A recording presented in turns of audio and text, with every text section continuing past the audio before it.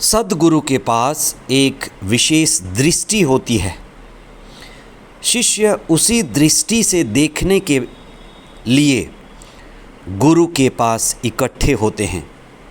शिष्य का काम सद्गुरु के उस विशेष दृष्टि को, नज़रिया को पा लेना है। इसीलिए कहा जाता है यथा दृष्टि तथा सृष्टि।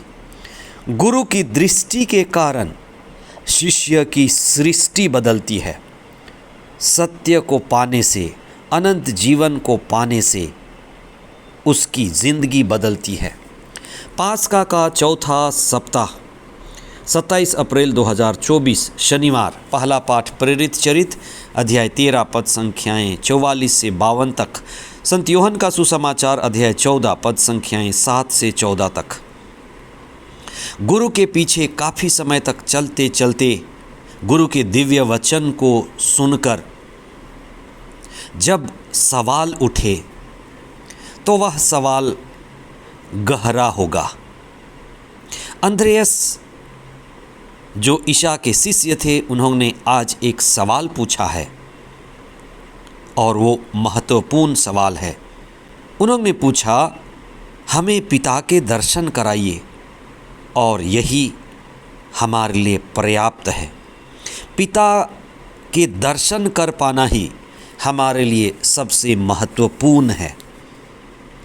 यह सवाल केवल शिष्य का सवाल नहीं है, यह सवाल हर मनुष्य का सवाल है। मनुष्य की सबसे बड़ी भूख, मनुष्य की सबसे बड़ी प्यास क्या है? मनुष्य की सबसे बड़ी तृष्णा, कामना और वासना कैसे मिटेगी? मनुष्य में ऐसा क्या है जो मनुष्य को अतृप्त और अपूर्ण रखता है? मनुष्य में पूर्णता कहाँ से आएगी?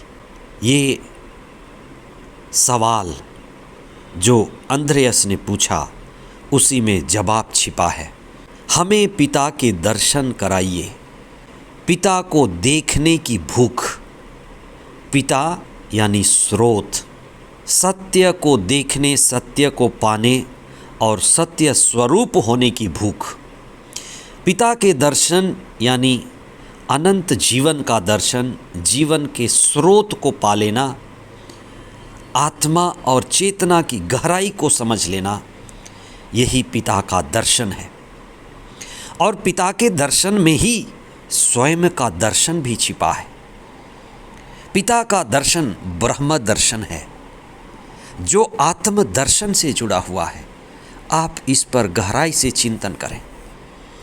आज के सुसमाचार में ईसा के शिष्य फिलिप ने सबसे महत्वपूर्ण सवाल पूछा है, और यह सवाल धर्मशास्त्र बाइबल के उठाए गए कई सवालों में सबसे महत्वपूर्ण है, और सद्गुरु ईसा द्वारा दिया गया जवाब भी हर एक मनुष्य की मुक्ति के लिए आवश्यक है। फिलिप का सवाल हर इंसान के भूख और प्यास और जिज्ञासा का सवाल है। पिता का दर्शन, जो हम सांसारिक दुनियावी पिता कहते हैं, वो नहीं है। पिता का दर्शन नहीं कर पाना हमारे दुख का कारण है। मतलब हमें पिता का दर्शन चाहिए। यहाँ पिता यानी स्रोत, पिता यानी उत्पत्ति, पिता यानी उद्गम, पिता यानी सत्य, पिता यानी अनंत जीवन का स्रोत। ये स्रोत को नहीं पाना, उत्पत्ति को नहीं जानना, सत्य के स्रोत तक नहीं पहुँचना, अनंत जीवन के मार्ग नहीं जानना, यही दुख का कारण है। इसीलिए कहा जाता है हमें गुरु की ज़रूरत है, सद्गुरु की ज़रूरत है, सीढ़ी की ज़रूरत है।